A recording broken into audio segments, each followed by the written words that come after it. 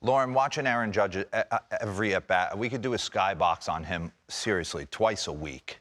He is just in complete control. You flip a heater, you flip a slider, anything, he's going dead center, right center. We can talk about him and Stanton. But there's a guy hiding in the 5-hole that I've known for a very long time that came over in a trade that kind of confused some people. The Isaiah Kiner-Falefa, and let's bring Josh Donaldson over and pick up about $50 million of his contract. Bottom line is, if he's healthy, if he could keep his calves on the field, then his teammates are going to fall in love with him. He is going to be that kind of heel that Robert loves. But not only that, he posts and he wants to compete and he wants to change a culture and he wants to win a World Series. All these things matter to him. And he got off to a super slow start. But let's dive in, because Josh Donaldson has been playing some pretty good baseball. Not only on the offensive side, defensively, he's up there too, second in DRS next to Ke'Bryan Hayes. So he's posting offense and defense. Bring up the first board, Capalbo. First 12 games, he hit $1.74 with a home run. Getting loose, can't be easy to put those pinstripes on and come over, and you're seeing Judge and Stanton and all these monsters. But he certainly has enough confidence to get it done.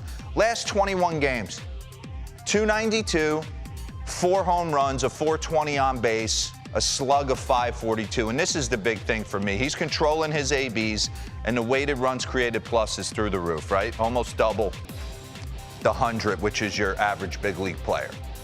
Okay, give me the next board. Here it is. Chase percentage, walk percentage, in-zone swing percentage, strikeout, barrel percentage. Look at him the first 12 games. Chasing, trying to do too much. He starts to slow it down, starts to control the strike zone a little bit better. He's walking at double the clip. He's swinging at more strikes. His strikeout rate has gone down. His barrel rate has gone through the roof. Okay.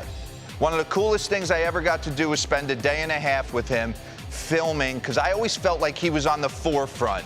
The JD Martinez's, the Mookie Betts, these guys were starting to do stuff a little bit different. Jose Altuve, where they weren't concerning themselves with hands so much through the zone, as opposed to body awareness, understanding the biomechanics of their swing and what they're trying to accomplish to hit the ball the hardest and get the most exit velocity and all the metrics to go up. So in 2017, I'm going to take you back. We did a feature with Josh Donaldson, and he discussed some of what he's trying to accomplish at the plate. And I don't think anything is deviated from this. So run the sound, Capalbs.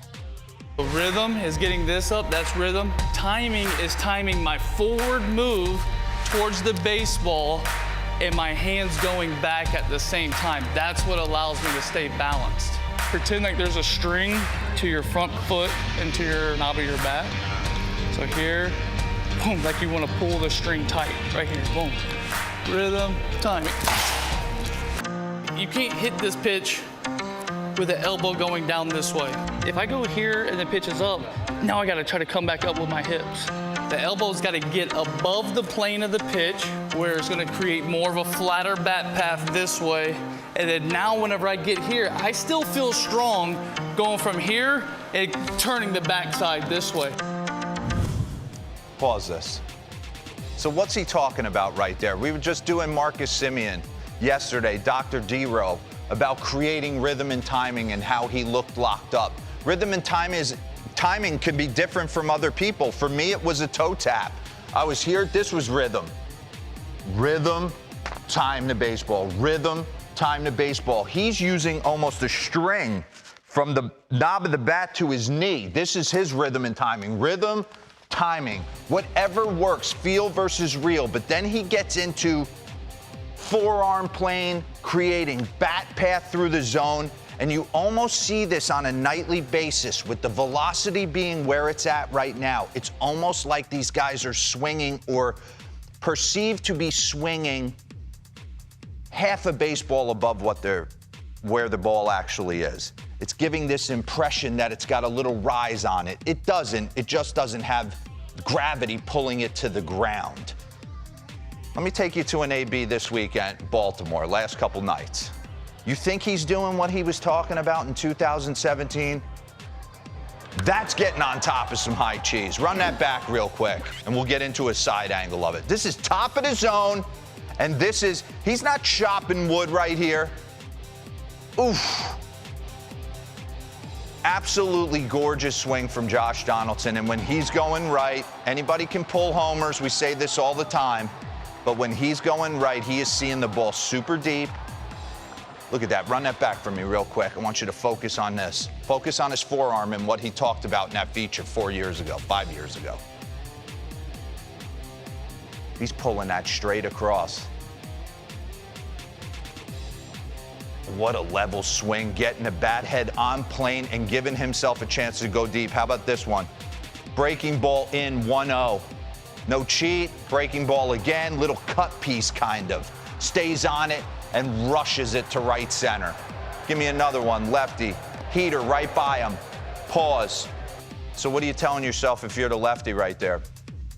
At least for me, it would be simple. I'd probably go in a little bit more or bury a back foot slider, but I certainly wouldn't speed up his barrel. Run it. No cheat, little slider in the same window. Absolutely destroyed. So I know Judge, I know Stanton there, I know Rizzo's got 10 homers as well. Pause this. But there's a lot to like with Josh Donaldson in these pinstripes, and we always go back, right? 2015, he wins the MVP in Toronto, kind of cements himself as one of the best players in the game. Is he doing the same thing this year in pinstripes? Actually looks a little bit like, we talk about this, Bryce Harper's of the world. Everybody tightens it up. They get in their most athletic position. Run this back one more time for me, Kapalbs, and I'll get out. One thing he could almost work on, I mean, we're splitting hairs. You hear me talk about keeping your chest tall and your head tall? Look at him in Toronto.